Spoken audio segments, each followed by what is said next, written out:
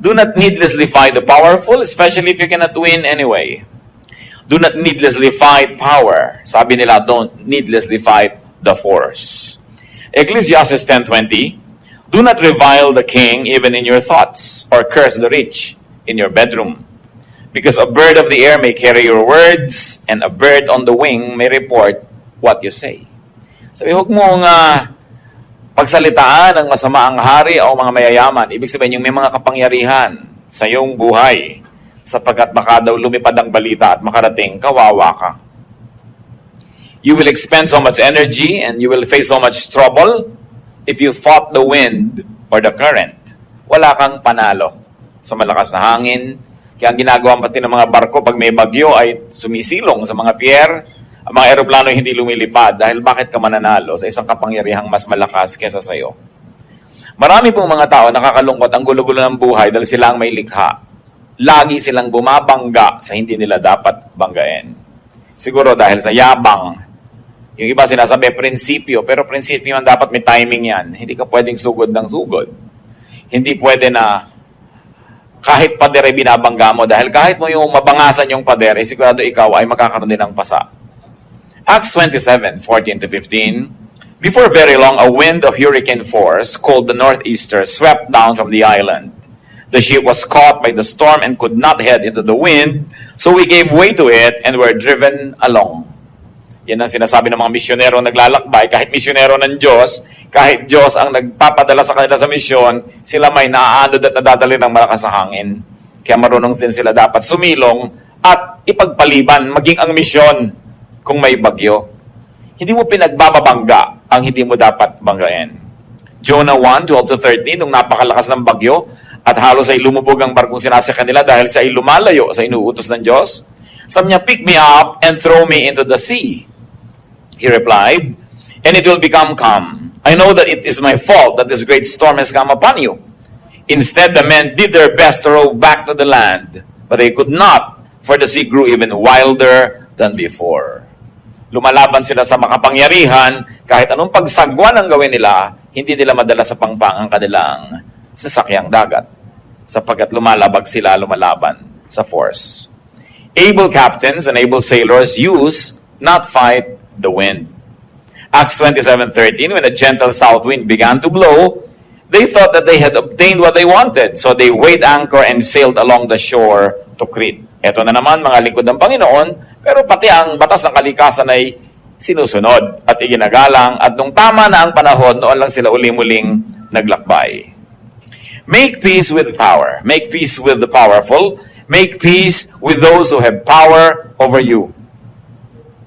Kahit sa mga opisina, yung mga executive na lagi may problema, bumabangga sa mas matataas sa kanila. Maliban na ikaw may-ari ng kumpanya, kung pinagagagawa yun. Kasi walang mangyayari sa buhay mo dahil lahat ng lakas ng kalaban mo ay gagamitin para kasirain. Luke 14:31-32, or suppose a king is about to go to war against another king. Will he not first sit down and consider whether he is able with 10,000 men to oppose the one coming against him with 20,000? If he is not able, he will send a delegation, while the other is still a long way off, and will ask for terms of peace. Maging sa giyera daw po ay tinitingnan ng mahusay na leader kung kaya niyang labanan yung kanilang haharapin. At kung talo talaga sa bilang pa lang at sa lahat ng kagamitan, hindi na siya susugod sa labanan, makikipagkasundo na. He will send an embassy and ask for peace. What will you get for fighting your superior? Mga bata, mga anak, anong mapapala niyong labanan ng inyong sariling magulang? Banggain ang mga sarili niyong tito at tita, ang inyong mga ate. Mga tinutulungan, paano mapapala niyong binabangga niyo yung tumutulong sa inyo? At kung kayo man ay may tindahan, anong mapapala niyong awayin yung customer niyo na siya namang tunay niyong amo? Sapagkat pag hindi niya tinangkilik ang inyong tindahan o negosyo, ay wala kayong kikitain. Walang mapapala ang taong bumabangga sa mas may kapangyarihan. Kaya dapat iniisip yan maaga pa lang. Una, yung may kapangyarihan na binabangga mo, gagamitin niya yung lakas para laban sa'yo. Pero kung siya'y kaibigan mo, lahat ng lakas niya ay gagamitin niya para katulungan. So hindi mo na kailangan maging banal para isipin ng mga bagay na yan. Maging matalino ka lang, hindi mo lalabanan ang makapangyarihan. Use power to your advantage. So Romans 13:3-5, even the power of those who are above us, For rulers hold no terror for those who do right, but for those who do wrong. Do you want to be free from fear of the one in authority? Then do what is right, and he will commend you. For he is God's servant to do you good. But if you do wrong, be afraid. For he does not bear the sword for nothing. He is God's servant, an agent of wrath to bring punishment on the wrongdoer. Therefore, it is necessary to submit to the authorities, not only because of possible punishment, but also because of conscience. So may otoridad, sumunod ka. May patakaran, sundin mo. Hindi papasok ka sa isang kumpanya, gusto mo labagin lahat ng mga patakaran. Papasok ka sa isang paaralan, ayaw mong sundin ang mga alituntunin doon. Bakit ka pa nagpunta? Sasayangin mo ang lakas mo na bumabangga sa hindi mo kayang itumba. And very importantly, you want a peaceful life, be at peace with God. The ultimate power. Lahat naman ng power ng tao ay pahiram lang ng Diyos. Ang Diyos ang tunay na makapangyarihan. So ano mangyayari sa'yo kung nagtatampo ka sa Diyos, nagagalit ka sa Diyos, nagdadabog ka sa Diyos, nagwo-walk out ka sa Diyos? Wala kang panalo doon. Masasaktan ka lang, mahihirapan, at pag hindi mo na kaya, susuko ka rin. It's useless. Romans 5:1, therefore, since we have been justified through faith, we have peace with God through our Lord Jesus Christ. So meron na tayong peace with God. Ang ginagawa lang ng tao, sinisira yun kaya kuminsan nawawala yung peace. Then magre-repent, magbabalik loob, bumabalik ulit yung peace. Because peace in life is directly proportionate to our closeness to God. And of course, it is most useless to fight God. Walang nananalo sa hangin. Sa Diyos pa kaya. Isa pa po na dapat nating tandaan para magkaroon ng tahimik na buhay, do not be number one. Do not be the first. Gusto mo lagi kang first sa competition, gusto lagi kang first sa lahat ng contest, first sa lahat ng bagay, siguradong hindi tatahimik ang iyong buhay. Sapagkat ubod ng hirap maging first. At kung sakali man na naging first ka, lalong mahirap manatiling first. At maging si Jose Rizal sa Nolimitang Jerez sa pamamagitan ng bibig ni Filosofo Tasio, sabi niya, ang pinakamatatayog na puno ang tinatamaan ng kidlat. Mahirap talaga yung number one. Tama na yung number 2 ka, number 3, huwag ka naman ng kulelat. Pero yung number 1, napakahirap niyan sa buhay. Nakikita niyo yung mga magulang na pinagsisiksikan ng mga anak na lagi maging number 1, halos wala nang life yung children nila. Lagi na lamang puro pagsisika, pag-aaral, puro susulog ng kilay, puro sub sa pag-aaral, hindi na naging child yung child. Pero first. At dahil first ka, laging merong threat na maging second, lagi ka ngayong nakabantay, lagi ka ngayong hindi relax sa buhay, so is it worth it? After all, nobody will remember that you are first. Kahit ka nga maging Miss Philippines, Miss Universe, after 1 year, ang tawag na sa'yo, former beauty queen. Tapos na. Hindi ngayon, kung natural, wala kang kahirap-hirap, nanalo ka, di bale. Pero yung sinagasaan mo na lahat ng tao, binangga mo na lahat ng bagay, hindi ka na nagkaroon ng kasiyahan, tapos para ka lang maging number 1, so what? Nobody likes number 1 people. Meron bang may gusto sa mga number 1? Kinakaingitan lang yan, kinakainisan. At pilit ginigiba ng mga tao, so it's really pointless. It is difficult to get there and it's more difficult to stay there. Being first attracts much envy. Mga kapatid, mga kaibigan, sikapin ninyo na di kayo kainggitan ng sinuman. Sapagkat napakahirap na kayo ang pinupuntahan ng inggit ng sinuman. Ang inggit ay napakalaking kapangyarihan at ito'y nakasisira sa kinainggitan man, bagamat mas nakakasira sa naiinggit. So ang tao talagang naghahanap ng katahimikan sa buhay, hindi niya, sinisikap niyang huwag masyadong mapansin. Huwag masyadong maging controversial at huwag makainggitan sapagkat mahirap yung kinakainggitan. Envy is terrible energy. Envy is a terrible enemy. So do not be the object of envy. Do not be the object of jealousy. It means, don't try to be number 1. Well, as I said, if you could be number 1 effortlessly, then it happens naturally. Wala ka magagawa. Talagang likas ka number 1. Pero para patayin mo ang sarili mo, para kainggitan ka lang ng iba kung lumaon at sirain kang pilit, para ano? Sayang lang. Nakita nyo si Joseph, the dreamer, paborito ng tatay niya, nakakainisan ng mga kapatid. Ano nangyari? Itinapon sa balon, ibinenta bilang alipin. Nasa Genesis 37 yan. So, while you don't want to be the first, do not be the last. niya, tama ba yung timing? Mararamdaman niyo naman eh. Hindi para kang bata na pinangakuan ka na bukas pupunta kayo, kakain kayo sa fast food, at kahit bukas may sumabog na bomba, may nalaglag na eroplano, nag-brown out, nagkaroon ng coup, nagkaroon ng revolusyon, ipagpipilitan mo pa rin, kakain tayo, sabi mo.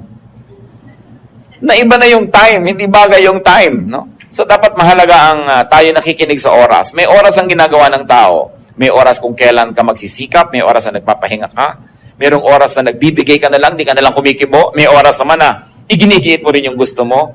Ang taong hindi marunong mag-timing ng ginagawa niya, ang gulo ng bunga, ang gulo ng buhay. Kung makikinig kayo sa Espiritu ng Diyos, makikinig lang kayo sa inyong kalooban, malalaman niyo yung tamang timing. At ano yung pamantayan dyan? Madali, maluwag, maginhawa. Kahit sa biglang tingin, mahirap yung gagawin.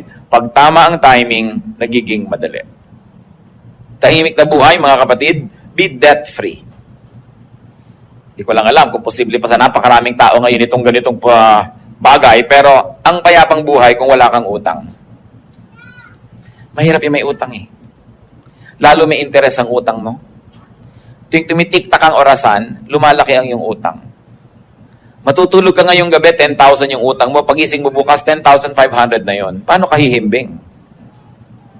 Naliligo ka, kumakain, nagpapahinga, nagiging 10,100 na, nagiging 2,000 na. Hindi ka mapapahinga. Kaya mga kapatid, hindi ipinapangutang ang party. Hindi ipinapangutang yung mga debu-debu. Na kahit ang baba-baba ng kesa, may chandelier, nagkakauntog-untog katuloy. Mga klaseng dramang bukid dyan. Mga dramang third world. Yung pinipilit kay laki-laking hagdan, ang liit naman ng bahay. Ang liit-liit ng sala, mga upuan, pangkaharian ng mga reyna ang mga upuan. This is not fitting. Kung minsan ang tao hindi namumuhay ng ayon sa kanyang kaya, nagkakautang-utang tuloy. No? Pinipilit magpaaral sa sobrang mamahal ng mga paaralan, hindi naman kaya, anong magagawa mo? Kakadautang-utang ka. Although, yung pagpapaaral naman is good investment. Hindi katulad ng mga party-party lang o mga handa-handaan lang. Romans 13:7-8, give everyone what you owe him. Let no debt remain outstanding. So kung nagkautang ka na, bayaran. At kung hindi pa kayang bayaran, pumunta ka sa pinagkakautangan, tanggapin mong may utang ka at sabihin mong magbabayad din ako. Balang araw.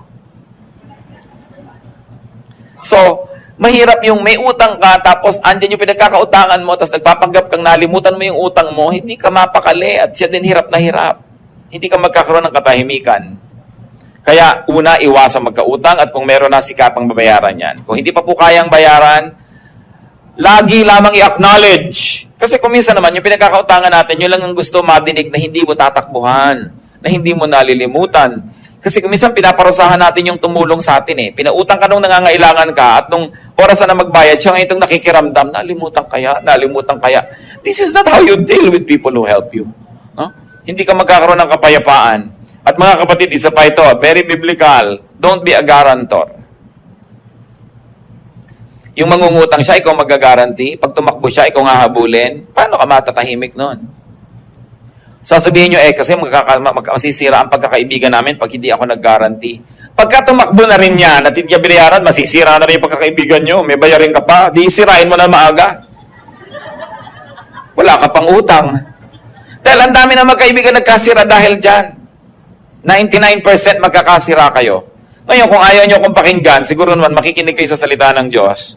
Proverbs 6:1-5. My son, if you have put up security for your neighbor, if you have struck hands in pledge for another, if you have been trapped by what you said, and snared by the words of your mouth, then do this, my son, to free yourself. Since you have fallen into your neighbor's hands, go and humble yourself, press your plea with your neighbor. Allow no sleep to your eyes, no slumber to your eyelids. Free yourself like a gazelle from the hand of the hunter, like a bird from the snare of the fowler. Napakalinaw. Sabi ko, ikaw ay nangako, nag-pledge ka, you strike your hand in pledge, nag-guarantee ka sa utang ng may utang, nako, na-trap ka. Huwag ka magpahinga, huwag kang tumigil hanggang hindi mo nababawi ang pledge. So pumunta ka na doon sa ginarantihan mo at doon sa ipinag-guarantee mo at sabihin mong binabawi mo na. Sabi, parang usa na nahuli ng isang hunter. Anong gagawin niyan? Gagawin ang lahat, magpitumiglas para makawala. Yun ang gawin mo. Sabi dahil yun ang kalagayan mo ngayon na ikaw ay garantor, huling-huli ka, wala kang kawala. Pakawalan mo ang iyong sarili. So kung kayo garantor na, sikapin yung makawala at kung hindi pa, huwag kayong mag-guarantee. Sabihin nyo, sabi ng Diyos, Proverbs 6, 1-5. At marami pa sa Bible, napakarami na huwag kayong nag-guarantee. Kasi alam niyo yung pag-guarantee, trabaho lang yan ng Diyos. Diyos ba kayo? Nakakatiyak ba kayo makakabayad siya? At kung hindi siya makabayad, alam niyo ba na sa panahon na yun meron kayo ibabayad. Baka nung nag-guarantee kayo, meron. Next week, meron ba? Sabi, ang mga taong magiging tahimik ang buhay, hindi nakikialam sa kanya mga transaction ng iba. Nananahimik ang buhay mo, hindi ka nga nangungutang, kakalad ka rin ka ng iba sa gulo dahil sila tong nangungutang. Bakit mo gagawin yan sa buhay mo? At kung hindi ka na nila kaibigan dahil hindi mo ginawa yun, hindi mo sila tunay na kaibigan, so huwag mo nalang i-maintain yung friendship na yan. It's useless. Proverbs 11:15, he who puts up security for another will surely suffer. But whoever refuses to strike hands in pledge is safe. Yung strike hands in pledge, tradition nila yan. Kung ano man yung gesture of striking hands, ibig sabihin, pag ginawa niya yon, guarantor na siya. You want a peaceful life? Do not be quarrelsome. Dapat di ka pala away. Proverbs 17:19, he who loves a quarrel loves sin. He who builds a high gate invites destruction. So huwag ka mag-invite ng negative attention and very especially, do not be quarrelsome. Pinapalampas mo na lang yung mga gusto mong away. Hindi ibig sabihin na hindi ka na lalaki o hindi ka na tunay na babae dahil hindi mo pinatulan. Sapagkat maraming hindi pinapatulan ng tao kung gagawin niyang tahimik ang kanyang buhay. Pero kung magulo ka, lahat na lang nang nakatingin sa'yo. Ba't ka nakatingin? Gusto mong away? Mga ganyan. Mapapaaway ka lagi. Dapat tahimik. At lagi kong pinapag-alalahanan ng mga kababaihan. Lalo't kasama nyo inyong asawa, kasama nyo inyong anak na lalaki, kasama nyo inyong tatay o tiyo. Be very modest, especially sa mga kalsada. Kasi pag may biglang kumalabit sa inyo, at may biglang dumakma sa inyo, ipapasubo nyo yung inyong menfolk na ipagtanggol ang inyong nabaril sila ng kapwa. Ang lakas tumawa. Kakanta ng mga karaoke'ng sabsakan ng sinuntonado, napapaaway, saksakan. Hindi ba ang daming namamatay sa ganyan? Mga uri ng pamumuhay na nang-a-attract ng gulo. Alam nyo, liban na lang kayo on duty, may trabaho kayo. Kung nasa labas pa kayo ng bahay after 10 p.m., ang totoo na naghahanap kayo ng gulo. Dahil wala na kayong mahahanap na kapayapaan pagkalampas ng oras na yon. Lahat na ng mga lasing, mga desperado, yung mga mandurukot na wala pang nadukot gabi na, kahit mata nyo, dudukutin na rin yan dahil wala nang maiuwi Pakalat-kalat pa kayo gabi na. Lima na lang duty nyo talaga, trabaho nyo, wala kayong magawa. Pero yung nakakalat ka dyan kung saan-saan, naghahanap ka ng gulo. Lalong-lalo halimbawa, ang mga asawang talaaway. Sabi sa Proverbs 21:19, better to live in the desert than with a quarrelsome and ill-tempered wife. Mabuti pa daw tumira ka na lang sa disyerto kasi bungangera ang asawa mo. Bunganga ng bunganga. Ang tahitahimik, ba't di ka sumagot? Ba't di ka sumagot? Pag sumagot ka naman, aawayin ka lalo. No? Kaya kung isa nabaril mo bigla, nakulong ka patuloy. Sabi, dapat tahimik ang buhay. Alam nyo, ang nakakapagtaka, mga kapatid, yung mga mag-asawa na mahigit ng 3-5 years na mag-asawa, tas away pa rin ang away, hindi na ba kayo matututo? Hindi na ba kayo matututong makisama sa inyong asawa, makitungo? Hindi nyo na ba alam kung kailan kayo dapat kumibo at hindi? Hindi nyo na ba alam kung kailan kayo dapat magbigay? Yung ano ba yung bagay na hindi niya isusuko, so ibigay nyo na lang? At yung bagay na hindi niya naman isusuko, ibigay niya sa inyo? Pagka more than 5 years na kayo mag-asawa at hindi pa kayo tumitil magbangayan, maghiwalay na kayo. Wala kayong pag-asa. Ngayon, kung ayaw nyo maghiwalay ng todo, gawan nyo ng paraan yan, ayusin yung buhay nyo. Dahil alam nga naman, hanggang tumanda kayo, awayan kayo ng awayan. Alam nyo ba yung hirap ng loob ng mga anak pag nag-aaway ang mga magulang? Lalo mga maliliit pang bata, akala nila maghihiwalay forever. Hindi naman nila kasi alam ang mga trabaho ng matatanda. No? Akala nila magigiba na yung pamilya nila. Sobrang insecurity. Kaya sinasabi ko yan, siguro first 2-3 years, nag-a-adjust pa kayo sa isa't isa, nag-aaway kayo. Pero kung hanggang 5, 7, 10 years, ang pinag-aawayan nyo pa rin kung gaano dapat ka-asim ang sinigang, magsigang kayo ng dalawa. Pinag-aawayan nyo pa rin kung anong papanoorin nyo sa TV, magdalawa kayo ng TV o magbigayan kayo. Pinag-aawayan nyo kung electric fan ba, tatama sa inyo o hindi. Kisame ba o sa inyo? Gaano kalayo, kalamig ba dapat ang aircon kung meron kayong ganun? Kung pinag-aawayan nyo pa yon, I'm sure that you are not making any effort at all to adjust. pinagkikiitan nyo inyong sarili, ganon din ang ginagawa ng kapwa, hindi na kayo tatahimik pa. You want a peaceful life? Like transcontinental trains, don't stop at every station. Dapat may pinapalampas. Maraming pinapalampas. Another way to have peace in life, maraming bagay. Yung hulugan, alipin ka niyan eh. Dami mong babayaran, no? Mga bisyo, naalipin ka niyan. Yung sali ka ng sali sa gulo ng iba, na-involve ka. Limit the things and limit the people that can affect you. Dapat konti lang. Pag may mga tao na laging magte-text sa inyo, yung tatawag, yung darating, may dalang gulo, ilimit. Magkakamag-anak na sobrang magkakalapit ang mga bahay, nako, impyerno yan. Kung emergency, nagkakatulungan, pero hindi naman laging emergency. Kadalasan, nag-away yung mag-asawa, nakalipat na sa'yo. Mamaya, yung isa ang lilipat sa'yo, pinipilit ikaw ang kumampi sa kanya, ang gulo-gulo. Alam niyo, mga kamag-anak should be near enough, but far enough. At kung mga magkakapatid, halimbawa, naisipin nyo tumira kayo together in one compound, dapat may kanya-kanya kayong gate. Kung ayaw mo kausapin yung isa, dito sa kabila dumaan, di ka na oobliga. Kasi ang hirap-hirap na ayaw mo makita yung mukha niya, pero dadaka sa harap ng bahay niya.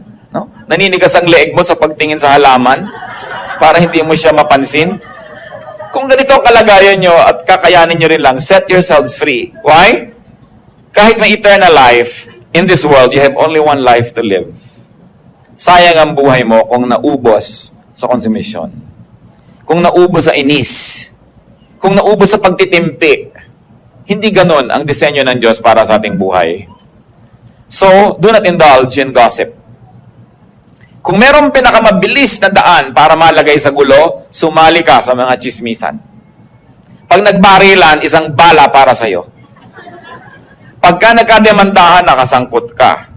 Pag nagsitahan, ikaw ang pinupuntahan din. Kaya yung mga mahilig sa chismis, ang totoo nun, naguhukay sila ng kakahulugan din nila later.